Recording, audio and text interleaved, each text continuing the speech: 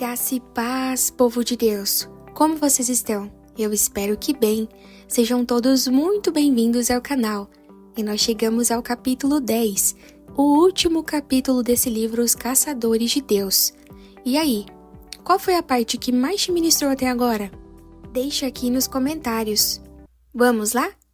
O tema de hoje é Moisés, 1500 anos de busca pela glória de Deus. Você não pode buscar a face de Deus e preservar a sua própria face. Quando Deus nos diz, vocês não podem ver a minha face, muitos rapidamente retornam às atividades normais e ficam satisfeitos, pensando já terem cumprido seu dever religioso.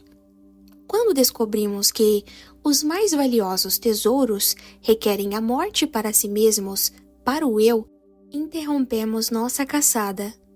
Nem mesmo questionamos ou tentamos descobrir por que sua presença nos vem sem que paguemos um preço.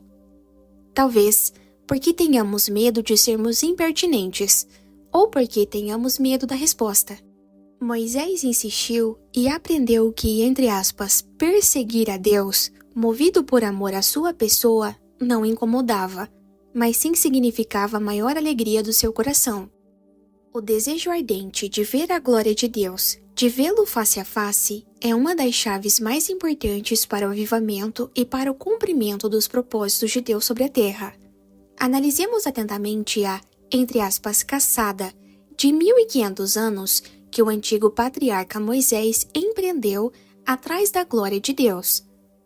Como vimos anteriormente no capítulo 4, quando Moisés pediu a Deus, mostra-me sua glória, o Senhor respondeu, não, Moisés, você não pode vê-la. Somente os que já morreram podem ver a minha face. Felizmente, Moisés não parou por aí. Infelizmente, a igreja sim. Seria mais fácil para aquele homem ter se contentado com a primeira resposta de Deus, mas ele não se deu por satisfeito. Moisés não estava sendo egoísta ou presunçoso. Ele não estava buscando coisas materiais ou fama pessoal. Ele nem mesmo estava buscando milagres ou dons. E olha que Paulo nos exorta a buscarmos os melhores dons em sua carta aos Coríntios. Tudo que Moisés queria era Deus, e desejá-lo é a maior alegria que lhe podemos proporcionar. Mesmo para Moisés, aquele que buscou Deus, as coisas não foram fáceis. Então ele, Moisés, disse, rogo-te que me mostres a tua glória. Respondeu-lhe, farei passar toda a minha bondade diante de ti, e te proclamarei o nome do Senhor. Terei misericórdia de quem eu tiver misericórdia, e me compadecerei de quem eu me compadecer. E acrescentou, não me poderás ver a face, porquanto homem nenhum verá a minha face e viverá. Disse mais o Senhor, eis aqui um lugar junto a mim, e tu estarás sobre a penha. Quando passar a minha glória, eu te porei numa fenda da penha, e com a mão te cobrirei, até que eu tenha passado. Depois, em tirando eu a mão, tu me verás pelas costas, mas a minha face não se verá. Êxodo 33, versículos 18 ao 23.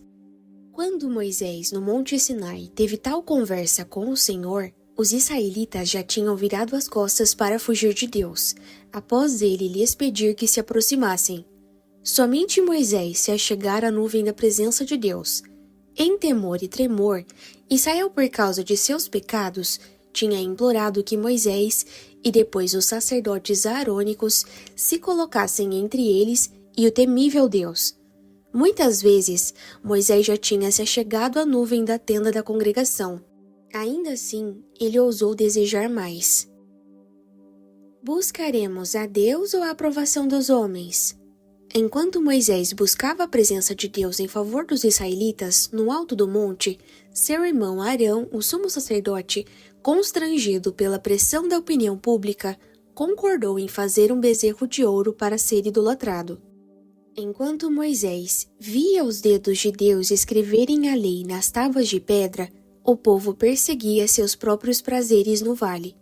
Depois desse episódio, Deus disse a Moisés que ainda permitiria que os israelitas subissem em direção à terra prometida, mas dessa vez um anjo iria à frente deles. Eu não subirei no meio de ti, porque és povo de dura cerviz, para que não te consuma eu no meio do caminho. Êxodo 33, versículo 3. E Moisés respondeu: Tu me dizes, faze subir esse povo, porém não me deste saber a quem hás de enviar comigo. Contudo disseste, conheço-te pelo teu nome, também achaste graça aos meus olhos. Agora, pois, se achei graça aos seus olhos, rogo-te que me faças saber nesse momento o teu caminho, para que eu te conheça, e ache graça aos teus olhos, e considera que essa nação é o teu povo. Respondeu-lhe, a minha presença irá contigo, e eu te darei descanso. Então lhe disse Moisés, se a tua presença não vai comigo, não nos faça subir deste lugar. Êxodo 33, versículos 12 ao 15. Moisés, juntamente com todos os israelitas, não só viu como também experimentou os milagres e a sobrenatural provisão de Deus. A igreja moderna também experimentou manifestações semelhantes, só que em escala bem inferior. Muitos de nós teríamos saltado de alegria ao ouvir a promessa que Deus iria conosco por onde quer que andássemos. Mas será que ao menos sabemos para onde ir? Moisés foi sábio em responder, se o Senhor não nos guiar, não vamos a lugar nenhum. Moisés compreendeu que era muito bom ter Deus por perto, mas o melhor mesmo era ir com ele. Deus negociou com Moisés, eu te darei descanso. Creio que no Novo Testamento o cumprimento do descanso de Deus para a igreja são os dons do Espírito, os quais nos capacitam a treinar e ministrar ao corpo, com um esforço humano mínimo.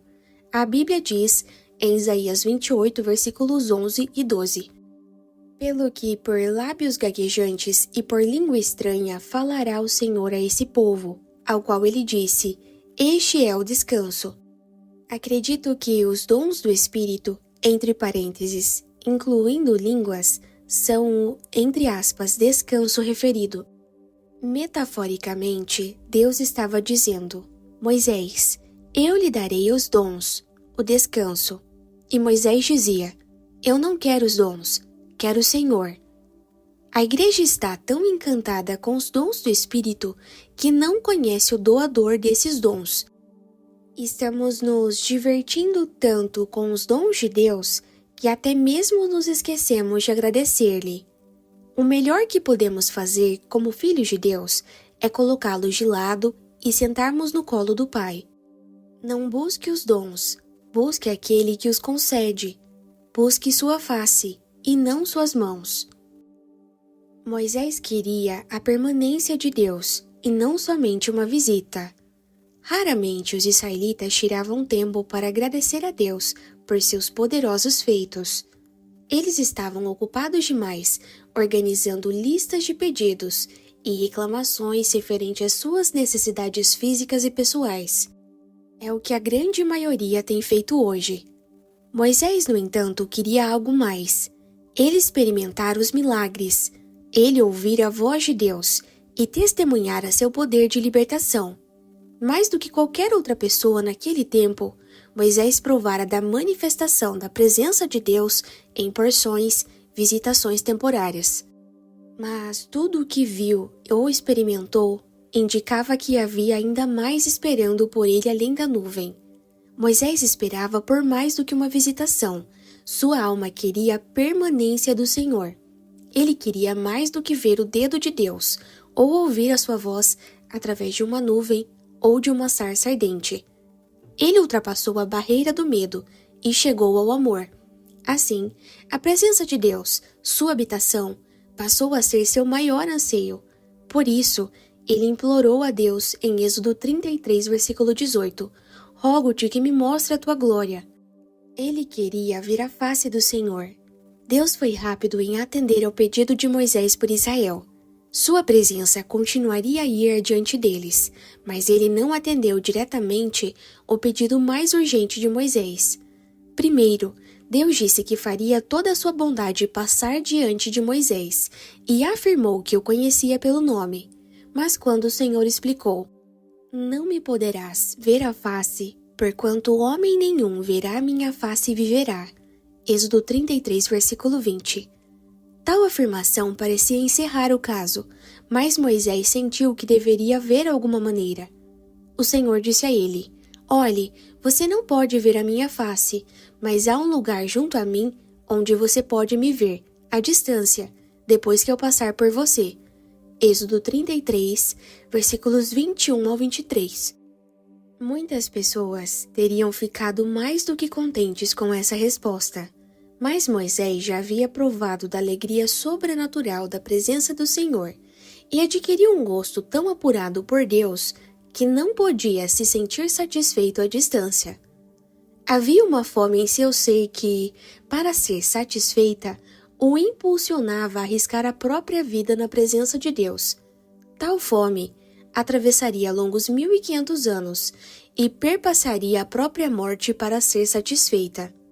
O Senhor disse a Moisés para, entre aspas, apresentar-se a ele sobre a pedra na manhã seguinte, e ele o esconderia na fenda da pedra, enquanto estivesse passando com a sua glória. Um procedimento interessante. Deus disse: Antes que eu passe, vou cobri-lo com minha mão. Depois que eu houver passado, retirarei minha mão para que você olhe em minha direção. Então você me verá pelas costas, enquanto desapareço à distância. Êxodo 33, versículos 22 e 23. E então, o Senhor veio na velocidade da luz, entre parênteses, ou mais rápido, para proclamar seu nome divino e passar com sua glória.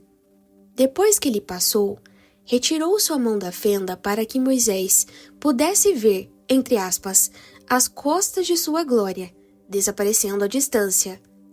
Embora essa revelação tenha sido tão rápida quanto o clarão de um raio, causou tamanho impacto em Moisés que ele foi capaz de ditar, para gerações posteriores, as costas ou a história de Deus no livro de Gênesis, onde foi escrita a criação. O problema é que você ainda está vivo. Moisés viu o lugar onde Deus esteve. Ele viu as trilhas de Deus, quando inventou e invadiu o tempo. Moisés foi capaz de recuperar a história com um discernimento sobrenatural, após um simples lampejo da glória de Deus diante de seus olhos. Mesmo depois dessa experiência, Moisés queria mais. Porém, as palavras de Deus ainda permanecem. Você está vivo, Moisés. Não pode ver minha face. Moisés sabia que havia um propósito maior por trás do tabernáculo e de tudo mais que ele havia recebido da parte de Deus. Ele sentiu necessidade impulsiva de conhecer Deus e ver o cumprimento de seu propósito eterno. Moisés sabia que para isso precisava contemplar a face de Deus. Tenho que ver sua glória. Tenho que ver o produto final. A fome no coração de Moisés suscitou uma súplica e uma perseverança que desafiou os limites do tempo e espaço. Se você está tão faminto de Deus a ponto de buscá-lo, Ele vai fazer por você o que não fará por mais ninguém. A conclusão dessa história não pode ser encontrada no Antigo Testamento. Para encontrar o desfecho da fome que começou em Moisés, no livro de Êxodo, você tem que saltar 1500 anos para diante, para uma nova era e uma nova aliança. A fome de Moisés por Deus produziu o que eu chamo de oração permanente. A oração de Moisés pedindo a Deus que lhe revelasse sua glória continuou a ecoar nos ouvidos do Todo-Poderoso a cada dia, a cada semana, a cada ano através dos séculos, até alcançar o dia em que Jesus, muitas gerações depois, chamou seus discípulos para um certo monte em Israel. Aquela oração, nascida divinamente, era algo eterno, que não conhecia limites de tempo. Ela não se extinguiu no dia em que Moisés deu seu último suspiro sobre a terra, mas continuou a ecoar pela sala do trono de Deus até o momento em que foi respondida. O momento chegou durante o ministério terreno de Jesus, no dia em que ele separou 3 de seus seguidores mais fiéis para acompanhá-lo a um topo de um monte. Jesus já começara a preparar seus discípulos com afirmações do tipo: porquanto, quem quiser salvar a sua vida, perdê-la-á, e quem perder a sua vida por minha causa, acha-la-á. Mateus 16, versículo 25. Essa é uma afirmação que ainda hoje nos incomoda, porque fala de morte.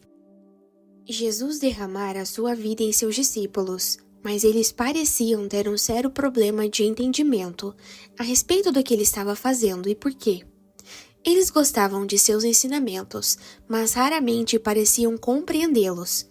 Eles ficavam maravilhados ao vê-lo operando milagres, mas não eram capazes de alcançar o propósito maior que havia por detrás. Os discípulos simplesmente o seguiam, tentando entender um pouco do que ele estava fazendo. Quase todos os discípulos caem no sono durante as reuniões de oração. Naquele dia, Jesus levou 3 de seus discípulos ao monte e começou a orar. Acredito que os discípulos do primeiro século não eram muito diferentes dos discípulos do século XX, porque todos eles parecem cair no sono durante as reuniões de oração. Cerca de 8 dias depois de proferidas essas palavras, tomando consigo a Pedro, João e Tiago, subiu ao monte com o propósito de orar. E aconteceu que, enquanto ele orava, a aparência do seu rosto se transfigurou, e as suas vestes resplandeceram de brancura. Eis que 2 varões falavam com ele, Moisés e Elias, os quais apareceram em glória e falavam de sua partida, que ele estava para cumprir em Jerusalém. Pedro e seus companheiros achavam-se premidos de sono, mas, conservando-se acordados, viram a sua glória e 2 varões que com ele estavam. Ao se retirarem estes de Jesus, disse-lhe Pedro: Mestre, bom é estarmos aqui. Então façamos 3 tendas, uma será tua, outra de Moisés e outra de Elias, não sabendo, porém, o que dizia. Enquanto assim falava, veio uma nuvem e os envolveu, e encheram-se de medo ao entrarem na nuvem. Lucas 9, versículos 28 ao 34. Lá estava a nuvem de novo. Era quase como: se os discípulos acordarem, vão ver a glória. Rápido, nuvem, cubra-nos. Você percebeu que, somente depois que os discípulos dormiram, Deus abriu o manto que cobria sua própria glória em Jesus Cristo? Hoje chamamos aquele monte de Monte da Transfiguração, pois a Bíblia diz que as vestes do Senhor resplandeceram de brancura. O termo grego original para resplandecer, exastrapto, significa reluzir como um raio, brilhar, estar radiante.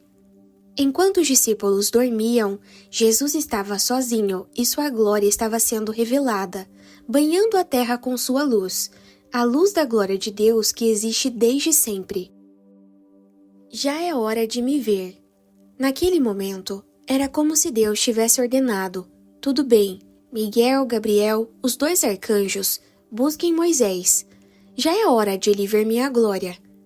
Então eles baixaram a, entre aspas, escada de Jacó, até a terra e Moisés desceu a um lugar onde nunca estivera antes, a terra prometida de seu povo. Em sua existência mortal, Moisés só pôde contemplar, de longe, a terra prometida para o avivamento, no qual ele jamais tomaria parte. Ele orou para ver a glória de Deus, mas ele nunca pôde vê-la, até que morresse. Naquele dia, 1500 anos após sua morte, tendo a sua oração ecoado aos ouvidos do Senhor através dos séculos, Moisés, o, entre aspas, morto ambulante, viu a revelação da glória de Deus. É preciso que você compreenda que, mesmo após sua morte, suas orações permanecem vivas. Por 1500 anos, a oração de Moisés continuou a dizer: Mostra-me tua glória, mostra-me tua glória, mostra-me sua glória. Deus teve que marcar um compromisso divino e fixar o dia em que a eternidade invadiria as limitadas esferas do tempo e do espaço. Moisés, agora que você está morto, tem uma resposta para aquela oração. Por essa razão, fico emocionado ao ler a respeito dos intercessores fiéis e perseverantes que vieram antes de nós. Meu espírito se comove quando vejo, em nossos dias, santos unindo suas fervorosas orações às de cristãos exemplares como Aimee Semple e William Seymour, que na Rua Azusa frequentemente prostrava sua cabeça sobre caixas de maçã, em oração para que a glória do Senhor se manifestasse.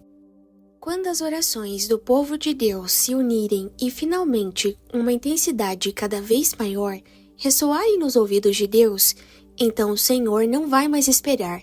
Ele não vai desprezar as orações dos quebrantados e contritos que buscam sua face. Vem o dia em que o Senhor, de seu alto e elevado trono, dirá: está na hora. Foi isso que aconteceu na Argentina, quando o Sr. Edward Miller e seus 50 alunos lançaram suas intercessões diante do trono. Ele conta que a Argentina era um deserto espiritual, em 1950, e havia cerca de 600 crentes cheios do Espírito em toda a nação. Porém, alguns alunos de um pequeno estudo bíblico começaram a interceder. Eles clamaram, movidos por uma compaixão sobrenatural, em favor de uma nação que nem sequer sabia que eles existiam. Deus trovejou sua resposta para a Argentina. O mesmo vem acontecendo em muitos lugares, ao redor do mundo, onde o avivamento está irrompendo como um fogo inextinguível. Estamos cansados de fazer tudo segundo métodos humanos. Queremos que o Pai se manifeste, mesmo que para isso tenhamos que morrer através do arrependimento e do quebrantamento. Moisés orou: mostra-me tua glória. Essa oração levou 1500 anos para ser atendida. 3 discípulos sonolentos foram beneficiados da oração permanente de Moisés, mas eles caíram na mesma armadilha que ameaça a igreja, entre aspas, sonolenta de hoje. Moisés desceu aquele monte e viu a revelação da glória de Deus. Quando os discípulos acordaram, tudo já estava no final. Mesmo assim, eles ficaram tão extasiados com aquele breve lampejo da glória de Deus que queriam construir 3 tendas naquele lugar e permanecer ali. Mas Deus Pai interveio dos céus e disse: vocês ainda não viram nada. Lucas 9, versículos 34 e 35. Algumas vezes paramos cedo demais. Alguns de nós nos empolgamos com revelações momentâneas da parte de Deus, quando na verdade Ele quer que nos esforcemos na busca de seus mistérios. Ele adora honrar orações de caçadores persistentes como Moisés, mas não vai permitir que construamos, entre aspas, tendas para breves revelações de sua glória.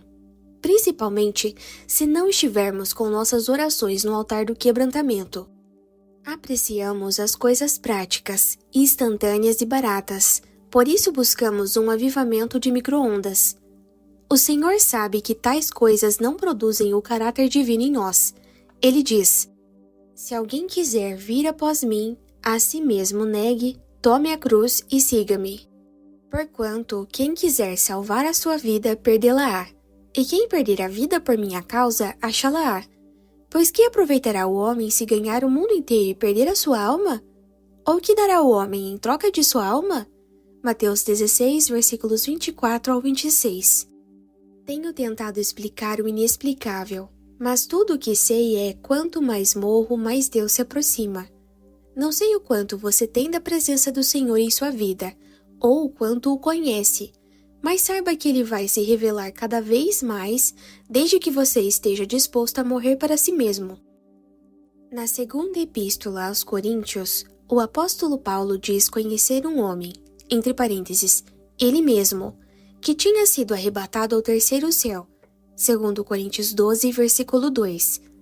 Esse apóstolo não conhecia Deus, entre aspas, só de ouvir, mas realmente andava com Ele. Como Paulo chegou a um relacionamento tão íntimo com o Pai? Diariamente eu morro. 1 Coríntios 15, versículo 31. Muitos cristãos hoje em dia estão perdendo tempo procurando atalhos para alcançarem a glória de Deus. Queremos o máximo com o mínimo de esforço. Queremos o avivamento em nossas cidades, mas não queremos que ninguém nos diga que ele só virá quando houver fome. Quando intercessores forem movidos a um arrependimento vicário por pecados que nunca cometeram, em favor de pessoas que nunca conheceram, Paulo disse: porque eu mesmo desejaria ser anátema, separado de Cristo, por amor de meus irmãos, meus compatriotas, segundo a carne. Romanos 9, versículo 3. Você está lendo esse livro por um desígnio divino, Em algum lugar, de alguma forma, uma oração permanente está sendo respondida hoje. Mas pode ser que você esteja se poupando da morte, fugindo do altar do sacrifício que Deus colocou diante de você. Não se aflija, é a realidade de todos nós. A maior bênção não vem das mãos de Deus, e sim de sua face, através de um relacionamento de intimidade. Quando você finalmente contemplá-lo e conhecê-lo em sua glória, encontrará a verdadeira fonte de todo o poder. Quanto mais você morrer, mais o Senhor poderá se aproximar. Agora, deixe-me contar as boas novas que se encontram além do altar da morte e do quebrantamento. Enquanto a carne morre diante da glória de Deus, tudo que provém do Espírito vive eternamente. Uma parte de seu ser viverá eternamente, mas algo em sua carne terá que morrer. Permita-me expressar nesses termos. A sua carne afasta a glória de Deus. O Deus de Moisés deseja revelar-se a você hoje, mas lembre-se que essa bênção tem preço. Você tem que se dispor a morrer, e quanto mais você morrer, mais o Senhor poderá se aproximar. Esqueça as opiniões e expectativas dos que estão em seu redor. Coloque de lado o, entre aspas, protocolo religioso. Para Deus, só existe um protocolo concernente à carne, a morte. Deus está ávido para transformar a igreja. De uma forma ou de outra, Ele vai mandar seu fogo consumir tudo o que não provém de sua vontade. Então, você não tem nada a perder, a não ser a sua carne. Deus não está procurando pessoas religiosas, mas aqueles que estão dispostos a buscar seu coração. Ele deseja pessoas que o queiram, que desejem o abençoador mais que as suas próprias bênçãos. Podemos continuar buscando suas bênçãos e nos divertindo com os seus, entre aspas, brinquedos. Ou simplesmente dizer, não, Pai, não queremos mais bênçãos, queremos o Senhor. Queremos que o Senhor venha para perto de nós, toque nossos olhos, nossos corações e ouvidos. Mude-nos, Senhor. Estamos cansados de ser as mesmas pessoas. Compreendemos que se nós mudarmos, então nossa cidade e nossa nação também mudarão. Você vai permitir que ele se aproxime? Acredito que essa geração está muito próxima de um avivamento, mas não quero ficar assistindo ao Senhor passar pelas ruas em direção aos que realmente o querem. Isso vai acontecer em algum lugar, mas se não conosco, com quem, Senhor? Não queremos nos satisfazer com os seus dons, por mais maravilhosos que sejam. Queremos o Senhor. A equação do avivamento ainda é a mesma. Se o meu povo que se chama pelo meu nome se humilhar, entre parênteses, morrer no altar do arrependimento, orar e me buscar, entre parênteses, a sua face, e não um avivamento passageiro ou uma visitação momentânea, e se converter de seus maus caminhos, então eu dos céus ouvirei, perdoarei os seus pecados e sararei a sua terra. Segundo Crônicas 7, versículo 14. Pai, é sua face que buscamos. Transformada por Deus, é muito provável que a igreja que emerge da nuvem da glória será bem diferente daquilo que eu e você pensamos ser seu formato ideal. Isso porque Deus está tomando a igreja para conduzi-la próxima a Ele. Será que vamos ter coragem de nos aproximar de sua glória? Deus queria que os filhos de Israel subissem com Moisés ao monte e recebessem os 10 mandamentos diretamente de suas mãos. Mas eles correram da presença de Deus. A igreja corre o risco de fazer o mesmo hoje. Podemos correr o risco de que algo em nós venha a falecer quando ousarmos a nos aproximar da sua glória. Ou podemos correr de volta às nossas tradições carnais e à segurança dos cultos legalistas operados por homens. Vamos proporcionar um ambiente confortável para Deus e incômodo para o homem através do culto de arrependimento. Nossas igrejas, com seus bancos acolchoados, são muito agradáveis para os homens, mas não para Deus que consome a carne. Os israelitas literalmente se isolaram e ficaram ilhados da íntima presença de Deus, pois temeram a morte. Moisés, por outro lado, aproximou-se da espessa nuvem da glória de Deus. Já é hora de a igreja abraçar de verdade a cruz de Cristo. Nossa fome deve nos impelir para além da morte da carne, a vida na glória de Deus. Esse é o destino da igreja que pertence ao Deus vivo, mas só vai acontecer no dia em que abrirmos mão da segurança da, entre aspas, lei da nova aliança, que regulamenta nossos cultos, e renunciarmos às visitações, entre aspas, sobrenaturais, cuidadosamente controladas, preferindo o risco de viver face a face com nosso Deus. Deus não quer que nos apartemos de sua glória para construirmos monumentos que abriguem a revelação momentânea que não nos custou nada. A salvação é um dom gratuito, mas a glória de Deus nos custará algo. Ele quer que o busquemos e vivamos na eterna habitação de sua glória. Ele quer que estejamos tão plenos de sua glória que levemos sua presença por onde andarmos. Talvez esta seja a única maneira de a glória de Deus fluir pelos shoppings, salões de beleza, supermercados e lojas de nossa nação. É dessa forma que a glória de Deus vai encher a terra. Há de começar em algum lugar. As, entre aspas, nascentes da carne precisam ser extintas e as janelas do céu abertas para que a glória comece a fluir como um rio e cubra a terra. Jesus disse: do seu interior fluirão rios de água viva. João 7, versículo 38. Se a glória de Deus vai encher a terra, temos que nos render totalmente a Ele. A diferença entre a unção e a glória é a diferença entre as mãos de Deus e sua face. O caminho para a glória de Deus nos leva direto ao altar, que é o lugar que devemos colocar tudo de lado e morrer. E no fim, nos encontraremos face a face com Deus, como uma nação de, entre aspas, mortos ambulantes, nas possessões de sua glória. Nada mais é necessário, uma vez que os filhos de Deus coloquem seus, entre aspas, brinquedos de lado e subam ao colo do Pai para buscar a sua face. A casa do pão vai transbordar de pão e de boas dádivas. Os famintos finalmente serão fartos e encontrarão a satisfação eterna que tanto procuram. O Senhor não vai nos decepcionar. Ele vai permitir que o capturemos. Assim como um pai permite que o filho sorridente e amoroso o capture quando brinca com ele, o Pai Celestial vai permitir que seus filhos o apanhem. Na verdade, justamente, quando você já estiver cansado, ele se voltará para pegá-lo. Ele quer ser capturado pelo seu amor. Ele anseia por esse encontro. Ele sente falta destes momentos com o homem, desde o jardim do Éden. Os caçadores de Deus sabem disso, intuitivamente. Eles querem, entre aspas, caçar o que ninguém consegue capturar, sabendo que aquele que é impossível de ser capturado pode capturá-los. De fato, um famoso caçador de Deus escreveu: mas prossigo para conquistar aquilo para o que também foi conquistado por Cristo Jesus. Filipenses 3, versículo 12. Paulo conseguiu. Você também pode. Junte-se à companhia dos caçadores de Deus. A temporada de caçada está aberta.